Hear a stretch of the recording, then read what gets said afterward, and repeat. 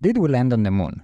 Didn't we land on the moon? Don't let the facts confuse you. We are going to recreate this event. We have a top-of-the-art setting, tough actors, and a professional film crew. It may seem obvious, but it is important to remember that the camera is our point of view. It will define the frame itself, the final render. Let's create a new camera. Add camera. Et voila! We have here in this file a camera visualization. Don't panic, it's just for fun. Let's direct it toward our object. Reset rotation and rotate 90 degrees on the x-axis. To see from the camera view, click on the camera icon or on the tilde. In the View Pie menu, choose View Camera. Any movement in space will immediately take us out of the camera view. We will open another editor and switch it to camera view, so we will always see what the camera sees in the left editor. And in the right editor, we can move freely in the scene and continue adjusting the camera. We can also lock the camera to view. On the lock icon here, the icon appears only when we are in camera view. Now, every movement we make in space will also move the camera. Let's adjust the camera the way we want. Just don't forget to unlock the camera when you're done adjusting it. It's easy to move and change the angle accidentally. Now let's take a look at the important settings for the camera found in the camera data section of the properties editor. Let's start by adding a reference image of the original landing. Just to make sure that we are accurate, turn on the background images, add image, and open. And add an image from our folder. The image is locked to the camera view, and we can determine if it will be behind or in front and the amount of opacity. I will scale it down and place it on the top left corner to be a reference to our own scene. The image won't be visible in the frame we render. You can turn it on and off when it's annoying or covering stuff. An exact replica of the landing. Wait, hold on. Yes, exactly alike. In the viewport display, we have settings whose main purpose is to help us visualize the camera's properties. The Passepartout help us focus only on what's in the frame, and we can control how dark everything else is.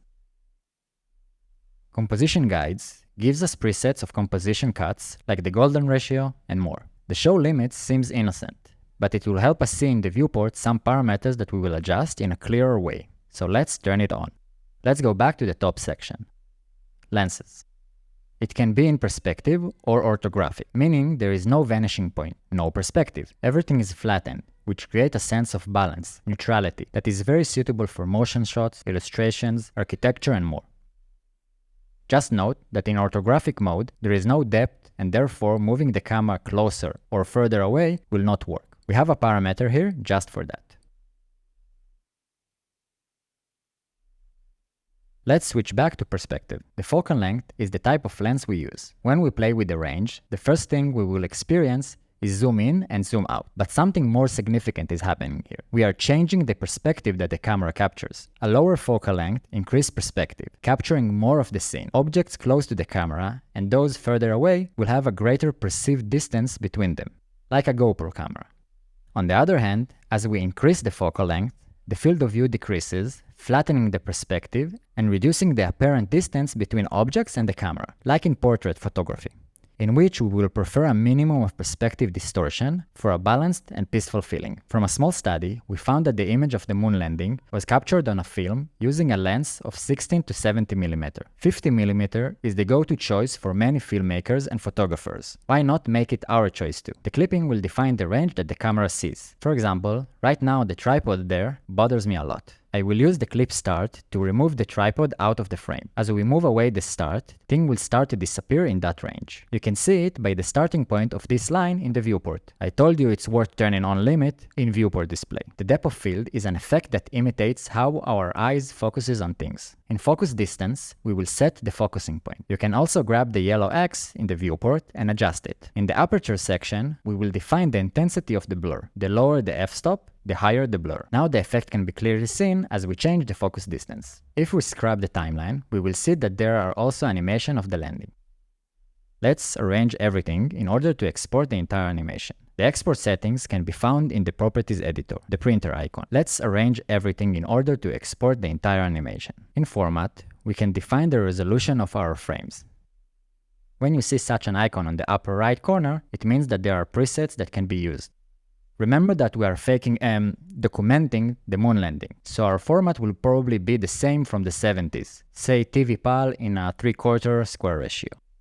Here we determine what our frame rate is, meaning how many frames will fit in 1 second. Instagram likes 30 frames per second, and YouTube already supports 60. If we remain loyal to television in the 70s in PAL format, then 25 it is. When we render a single frame, we can easily save it from the render view panel in image, then save and choose where. But when it comes to more than one frame, we need to define where we save the files we exported and in what format. In the output section, click on the folder icon to define the export location. Let's select the folder where we want to export the files. We will give it a name and accept. The format at the moment is PNG. When we save an image in a format like the PNG, we will export single frames that together make an image sequence. Let's render. This time, not a single image, but render animation. Let's see what happened.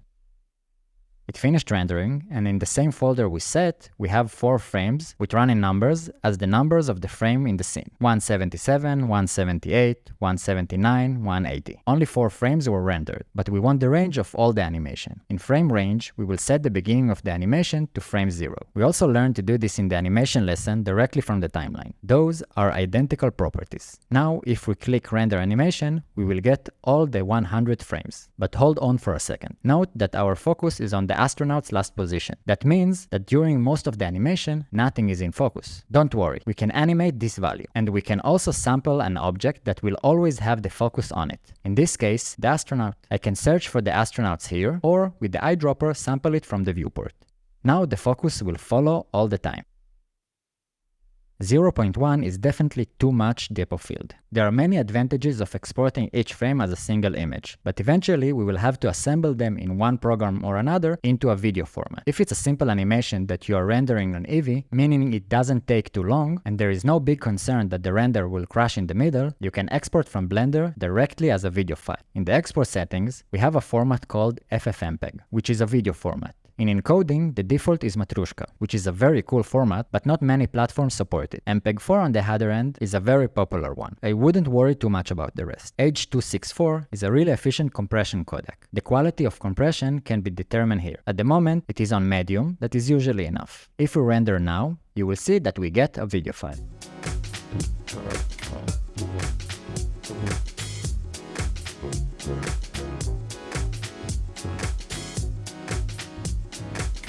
Amazing! We figured out everything we needed to know about the camera and output. In the next lesson, we will learn about lighting. See you there!